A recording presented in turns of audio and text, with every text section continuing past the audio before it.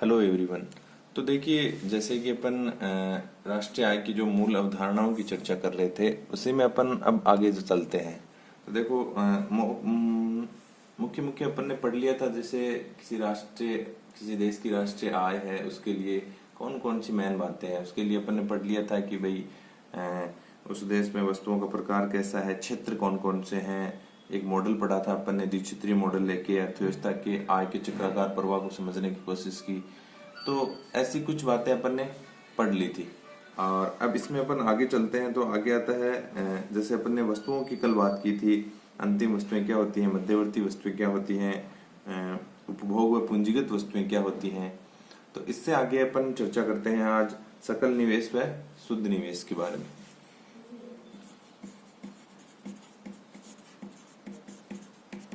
सकल निवेश व शुद्ध निवेश। देखो, सबसे पहली बात तो यही है कि भाई इन्वेस्टमेंट होता क्या है, निवेश क्या होता है। तो देखो, इन्वेस्टमेंट या निवेश का मतलब यहाँ ये है कि जो भी उत्पादक लोगों के द्वारा जो भी उत्पादन के लिए जो खर्चा किया जाता है, भाई इन्वेस्टमेंट का मतलब वो होता है कि जिससे क्या हो, नया उत्पादन हो। तो नए उत्पादन के लिए जो भी उत्पादक लोगों के द्वारा खर्चा किया जाता है, उसको ही निवेश कहा जाता है। और निवेश आमतौर पर क्या होता है, धन के रूप में होता है, या अपन कह सकते हैं मुद्रा के रूप में होता है। तो जब मुद्रा के रूप में निवेश होता है तो उसको कहते हैं मौद्रिक निवेश। आमतौर पे जो मौद्रिक निवेश है आपका, मौद्रिक निवेश अर्थात मुद्रा के रूप में जो भी इन्वेस्टमेंट किया जाता है, वो मौद्रिक निवेश की श्रेणी में आता है। अब देखिए, मौद्रिक निवेश अर्थात मुद्रा के रूप में, तो मुद्रा के रूप में जैसे मशीन खरीदनी है, जैसे भवन का निर्माण करना है, जैसे कोई नहर बनानी है, जैसे कोई बांध बनाना है, या फिर कोई सड़क बनानी है, ये सारे के सारे इन्वेस्टमेंट क्या हैं, ये मौद्रिक इन्वेस्टमेंट हैं। तो ऐसे जो इन्वेस्टमेंट होते हैं जो मुद्रा के रूप में किए जाते हैं, वो सारे के सारे, जैसे बहुत सारे एग्जाम्पल होते हैं इसमें, वो सारे के सारे क्या होते हैं, अपने मौद्रिक निवेश की श्रेणी में गिने जाते हैं। अब देखिए, अब इसमें एक बात आती है कि सकल निवेश क्या होता है। सकल निवेश, तो देखो एक चीज तो और है, सकल निवेश इसमें क्या होता है कि एक निश्चित समय अवधि होती है, एक निश्चित समय अवधि। तो अपने यहाँ निश्चित समय अवधि है, वो ली जाती है आमतौर पर 1 वर्ष। तो आमतौर पर ये कहा जाता है कि एक निश्चित समय अवधि में उत्पादक पूंजीगत वस्तुओं पर जो भी निवेश करता है, वो सारा का सारा क्या कहलाता है, सकल निवेश कहलाता है। कि एक निश्चित समयावधि में या एक निश्चित वर्ष में पूंजीगत वस्तुओं पर जो भी निवेश किया जाता है, वो सकल निवेश कहलाता है। तो एक निश्चित वर्ष, अपने यहाँ जैसे 1 वर्ष अपन ने ले लिया, 1 वर्ष जैसे अपना एक वित्त वर्ष है, वो स्टार्ट होता है 1 अप्रैल से 31 मार्च तक। तो ये जो वर्ष है, इसके अंदर इस निश्चित समयावधि में पूंजीगत वस्तुओं की अपन ने बात की ऊपर, पूंजीगत वस्तुओं के बारे में अपन पहले पढ़ चुके हैं। जब अपन ने उपभोग व पूंजीगत वस्तुओं की चर्चा की थी, तो उसमें अपन ने पढ़ चुके हैं कि पूंजीगत वस्तुएं क्या होती हैं और उपभोग वस्तुएं क्या होती हैं। तो पूंजीगत वस्तुओं पर एक निश्चित समयावधि में या 1 वर्ष में जो भी क्या किया जाता है, इन्वेस्टमेंट किया जाता है, वो सारा का सारा क्या कहलाता है, सकल निवेश कहलाता है। एक तो ये तो हो गई चर्चा सकल निवेश की। अब दूसरी चीज आती है कि भाई शुद्ध निवेश क्या होता है। शुद्ध निवेश, सकल निवेश अपन ने चर्चा कर ली, जो पूंजीगत वस्तुओं पर एक निश्चित समयावधि अर्थात 1 वर्ष में जो भी इन्वेस्टमेंट किया जाता है। सकल का मतलब होता है टोटल से, कुल से, कुल। शुद्ध निवेश किसे कहते हैं। तो देखो, सकल निवेश है, जो सकल निवेश होता है उसमें से एक सूत्र होता है शुद्ध निवेश का। शुद्ध निवेश बराबर होता है सकल निवेश माइनस डिप्रिसिएशन, या जिसको मूल्यह्रास बोलते हैं।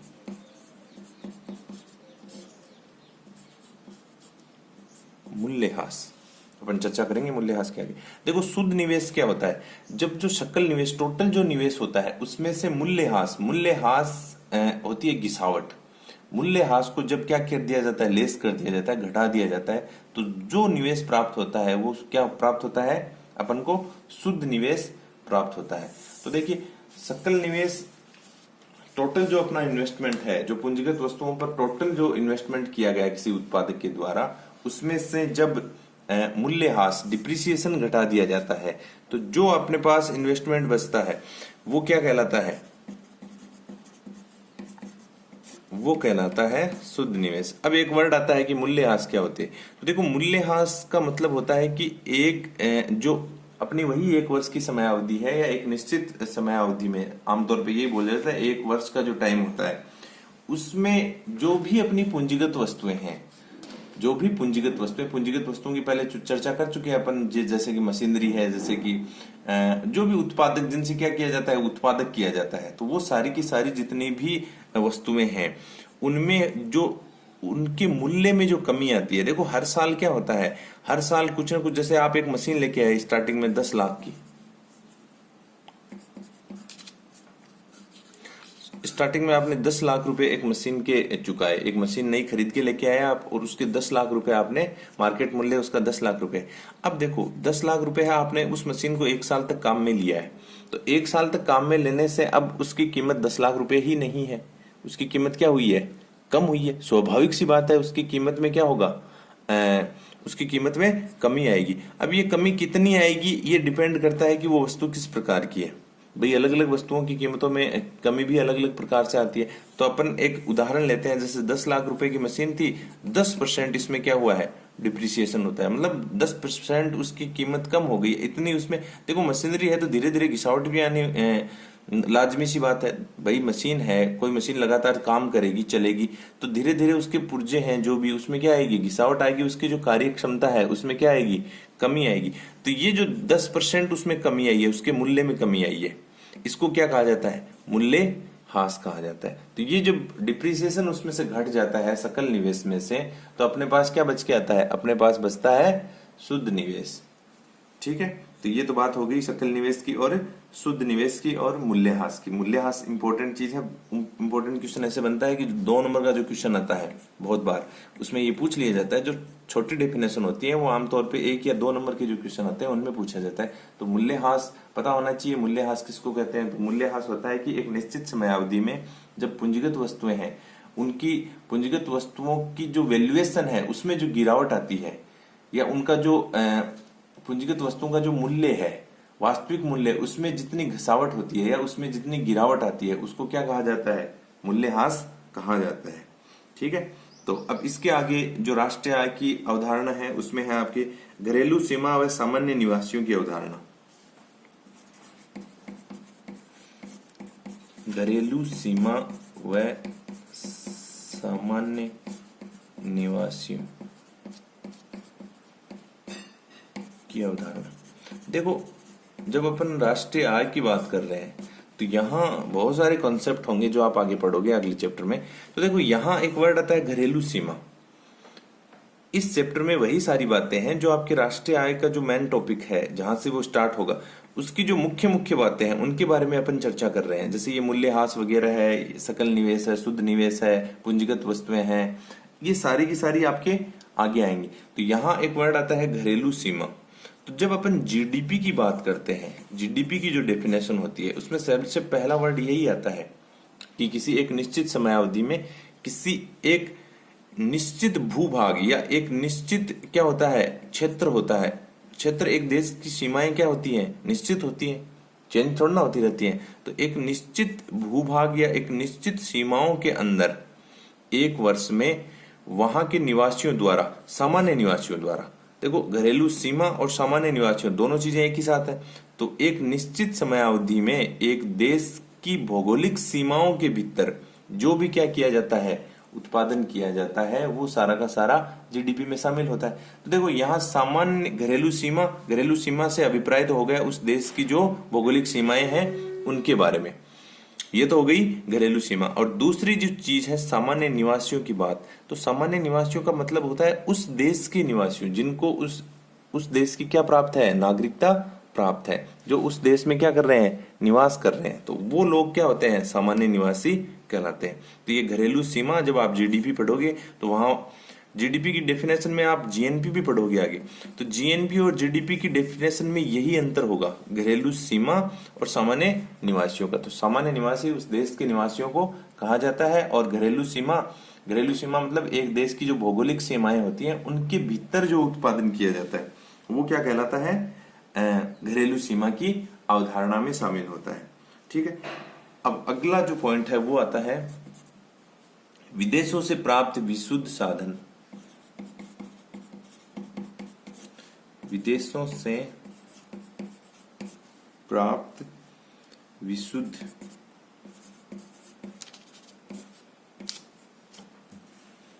साधन आय की अवधारणा। देखो, जब आप राष्ट्रीय आय की चर्चा करते हो या आप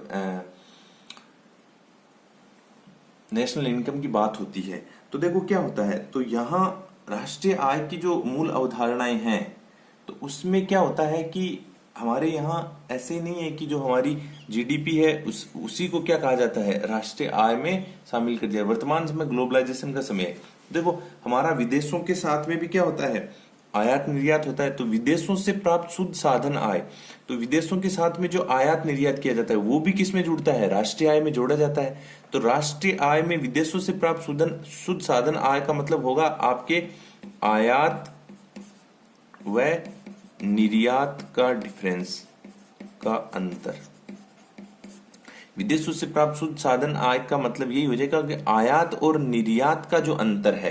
देखो एक देश दूसरे देश के साथ वर्तमान समय में आयात निर्यात भी करता है, तो आयात निर्यात नहीं करेगा तो फिर वो क्या हो जाएगी भाई, वो क्या हो जाएगी, आपकी जीडीपी होगी, ग्रॉस डोमेस्टिक घरेलू उत्पादन ही होगा, जीएनपी थोड़ी ना होगी, ग्रॉस नेशनल जो प्रोडक्शन है वो नहीं होगा, है ना। तो इसमें क्या होता है, विदेशों से प्राप्त जो शुद्ध साधनात आय है उसको भी क्या किया जाता है, ऐड किया जाता है। तो देखो अब इसका क्या पता चलेगा कि विदेशों से जो शुद्ध साधनगत आय है वो उसमें जुड़ेगी या घटेगी। तो जुड़ने का तो मतलब ये है, देखो एक तो होता है आयात का मतलब आप जानते ही हो, आयात वो होता है कि जब अपन किसी देश से दूसरे देश से वस्तु को क्या करते हैं, मंगवाते हैं, उसको तो कहते हैं आयात। और निर्यात होता है जब किसी देश को अपन कोई वस्तु, अपने यहाँ कोई निर्मित वस्तु है उसको क्या करते हैं, बेचते हैं, तो वो निर्यात की श्रेणी में आता है। तो देखो निर्यात करते हैं तो हमें आय प्राप्त होती है, यहाँ तो आय पॉजिटिव होती है और यहाँ आय क्या होती है, नेगेटिव होती है, क्योंकि आयात में हमें आय क्या करनी पड़ती है, उस वस्तु के बदले में चुकानी पड़ती है, और निर्यात में हमें आय उस वस्तु को बेचने से, कहने का मतलब है दूसरे देश को अपन वस्तु क्या कर रहे हैं, बेच रहे हैं। तो यहाँ आय प्लस होगी, यहाँ आय माइनस होगी। तो अगर आयात कम होंगे निर्यात ज्यादा होंगे तो विदेशों से प्राप्त शुद्ध साधन आय क्या होगी, राष्ट्रीय आय में जुड़ जाएगी।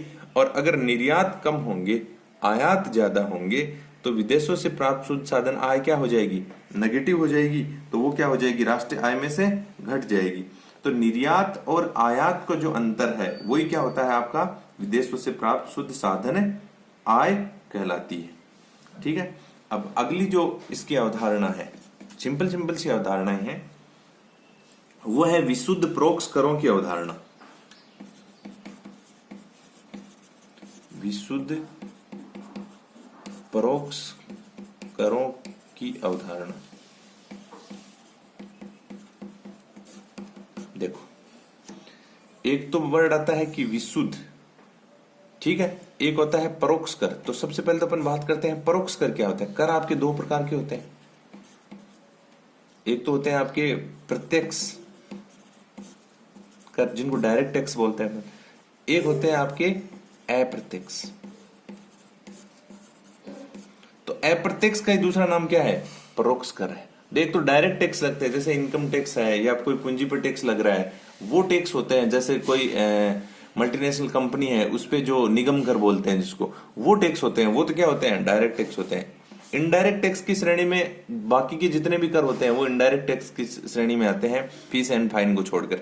अप्रत्यक्ष कर होते हैं, जैसे अपन वस्तुओं पर जो कर लगता है, अपन कोई वस्तु खरीदते हैं उसपे उत्पादन पे जो कर लगता है या बिक्री पे जो कर लगता है, ये सारे के सारे अप्रत्यक्ष कर की श्रेणी में आते हैं। तो देखो विशुद्ध या विशुद्ध परोक्ष करों की, विशुद्ध का मतलब क्या है, विशुद्ध अलग चीज है। विशुद्ध में यहाँ क्या होगा, यहाँ क्या होता है कि जैसे कि सरकार टैक्स लगाती है, तो सरकार को टैक्स से क्या प्राप्त होती है, सरकार को आय प्राप्त होती है टैक्स से। पर सरकार क्या करती है, साथ में आपको छूट भी देती है, छूट सब्सिडी भी देती है सरकार। बहुत सारी ऐसी वस्तुएं होती हैं उसमें सरकार क्या देती है, आपको सब्सिडी प्रदान करती है। सब्सिडी जैसे आप घरेलू आपका सिलेंडर है, रसोई गैस, इस पे सरकार ने सब्सिडी, जैसे खाद है, किसानों को जो खाद फसलों में जो खाद का छिड़काव किया जाता है उस पे सरकार क्या देती है, सब्सिडी देती है। तो देखो इस पे सब्सिडी मिलती है। और भी बहुत सारी जो अपने कृषिगत वस्तुएं होती हैं उन पे सरकार क्या देती है, सब्सिडी देती है। तो विशुद्ध परोक्ष कर, परोक्ष का मतलब होता है इनडायरेक्ट टैक्स, और परोक्ष जो कर है वो विशुद्ध का मतलब होता है जब उसमें से क्या कर दी जाती है, सब्सिडी को क्या कर दिया जाता है, घटा दिया जाता है। तो देखो विशुद्ध का मतलब होता है, तो आप ये लिख सकते हो, इसका अगर आप सूत्र बनाना चाहो तो शुद्ध या विशुद्ध एक ही बात होती है, शुद्ध परोक्ष कर,